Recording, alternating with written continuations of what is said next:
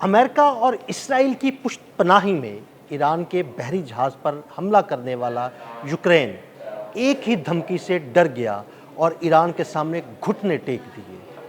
इस बारे में आमिर रज़ा से बात करते हैं कि ये सारा मामला क्या है। आमिर भाई, यूक्रेन ने ईरान के बहरी जहाज़ पर हमला किया, ईरान ने खुले अल्फाज में ये धमकी दी कि हम इसका बदला लेंगे। उसके बाद यूक्रेन ने घुटने टेक दिए, मुआफ़िया मांगने पर आ गया।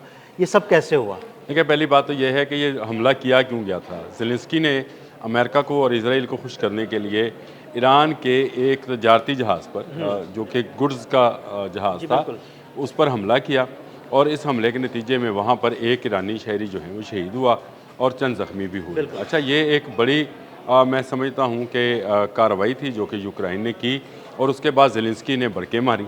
उसने कहा जी, इसमें तो रशिया का जो था वेपनरी सिस्टम जा रहा था ईरान के लिए, ईरान इस रास्ते से असला मंगवाता है, रशिया देता है और मैंने रशियन जहाज़ को जो है निशाना बनाया है, यानी रशियन का सामान उसके अंदर मौजूद था, उसको निशाना बनाया गया। ईरान इसकी पहले दिन से तरदीद कर रहा था कि ये तजारती जहाज़ था और इस तजारती जहाज़ को जो है इन्होंने निशाना बनाया है।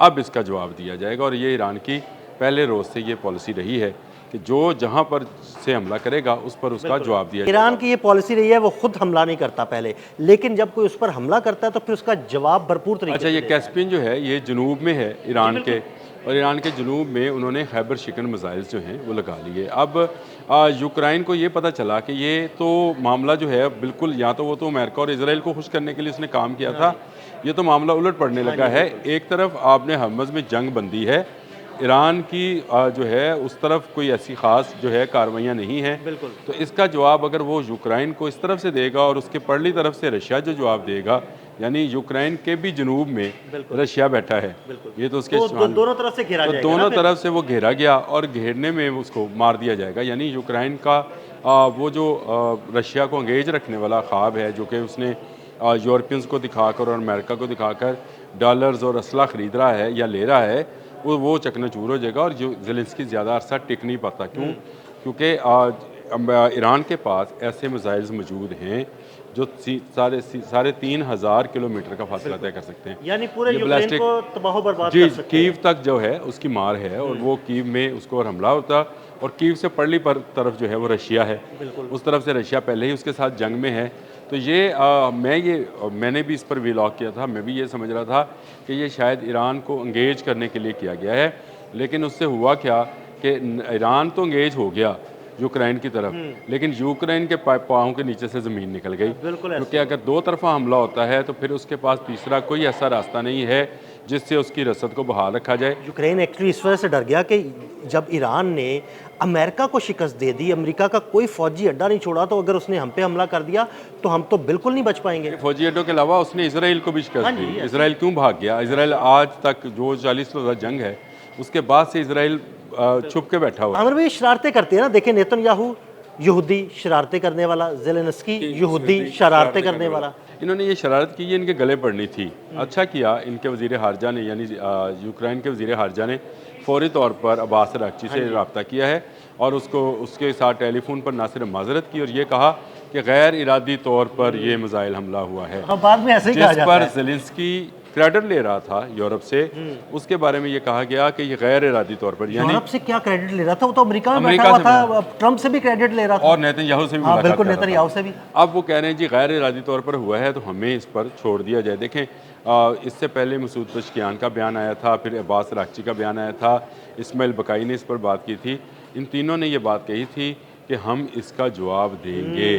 देखिए, एक ईरानी की शहादत जो है वो एक बड़ी ऐसे ही है, बिल्कुल। वो अपने किसी भी शहरी की शहादत को जो है ना वो नॉर्मल नहीं लेते। दूसरा, आपके पास ईरान के पास इस वक्त सिर्फ कैस्पियन सी ही है जहाँ पे कोई ब्लॉकेड नहीं है, यानी यही वो रास्ता है जिससे उसकी अद्वियात जो उसकी खुराक है वो आ सकती है और शिपिंग कंपनीज चाहे वो रशिया की हैं चाहे दूसरे ममालिक की हैं, वो कैस्पियन को ही इस्तेमाल करती हैं जो एक झीलनुमा है और इसके इर्द गिर्द 5 ममालिक जो हैं वो बैठे हुए हैं, उनमें से एक ईरान भी है। तो ईरान के लिए एक रसद का बड़ा रास्ता यूक्रेन ने रोकने की कोशिश की थी। इसका ऐसा तगड़ा जवाब देने लगा था ईरान कि यूक्रेन को रशिया वार भूल जानी थी। मैं आपको सच्ची बात बता रहा हूँ, यूक्रेन को कीव समेत तमाम इलाके जो थे उसमें तबाही और बर्बादी, खैबर शिकन लग चुके थे। खैबर शिकन जनूब में मौजूद थे और उनको सिर्फ पासदारान इनकलाब का एक इशारा चाहिए था, सुप्रीम कमांडर का एक इशारा होता तो यूक्रेन जो है एक तरफ से रशिया से मार खा रहा था और रशियन फ़ौजें इस वक्त कीव में बैठी होती। कीव बिल्कुल तबाह हो चुका था और ज़ेलेंस्की जहाँ पे है अपने आकाओं के पास न्यूयॉर्क में वहीं पर बैठा है। एक्चुअली अमर भाई, ये सारा मामला इस तरह हुआ कि जब यूक्रेन को इस बात का पता लगा कि जनाब वो खैबर शिकन मिसाइल जो है वो फिट कर दिए गए हैं और किसी भी वक्त बड़ा हमला हो सकता है, उसके फ़ौरन बाद उन्होंने पेंतरा बदला और माफ़िया मांगने पर आ गए। ये सारी एक्चुअली इंटेलिजेंस इतलात पे सब कुछ हुआ है। देखिए, पहली बात तो यह है कि ईरान जो है बड़ा ओपन है।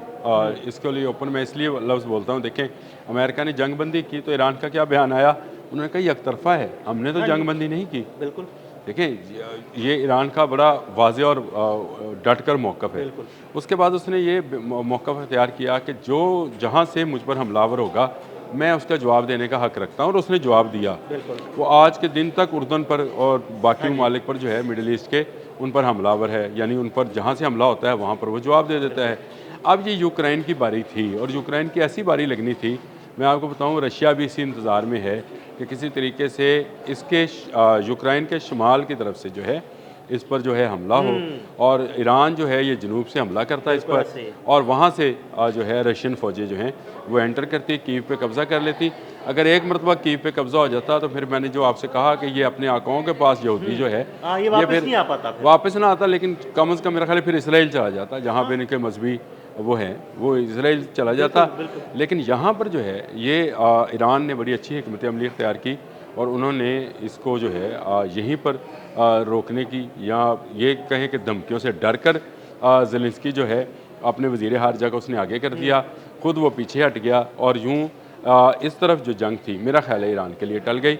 ये ईरान के लिए भी बेहतर है। अच्छा बेहतर है ना, क्योंकि ईरान एक दूसरी तरफ इंगेज नहीं हुआ और ईरान इस सारी तवज्जो जो है अपनी आपने हमस पे रखेगा, जो इस वक्त मेरा ख्याल है कि दुनिया का उसको क्या फोकसिंग पॉइंट बना हुआ है। हर एक का फोकस जो है इस वक्त आपने हमस है। बड़ी तजारत रुकी पड़ी है, चाहे तेल की है चाहे गुड्स की है, और दुनिया एक बड़ी जंग के दहाने पर पहुंची हुई। अमर भाई, ज़ेलेंस्की इस वक्त अमेरिका में बैठा हुआ है, उसने मुलाकातें की हैं, ट्रंप से भी की हैं, नेतन्याहू से भी की हैं, तो क्या आने वाले वक्त में फिर कोई मिस एडवेंचर तो नहीं करेगा? ये करेगा। पहली बात तो ये है कि इसने रशिया के साथ जंग ही मिस एडवेंचर किया हुआ है और अब भी ये दोबारा जो है ये कोई ईरान के साथ छेड़खानी कर सकता है। देखिए इन दोनों का, डोनाल्ड ट्रंप का और ज़ेलेंस्की का आका एक है और वो है नेतन्याहू, जो कि अमन नहीं होने देता है।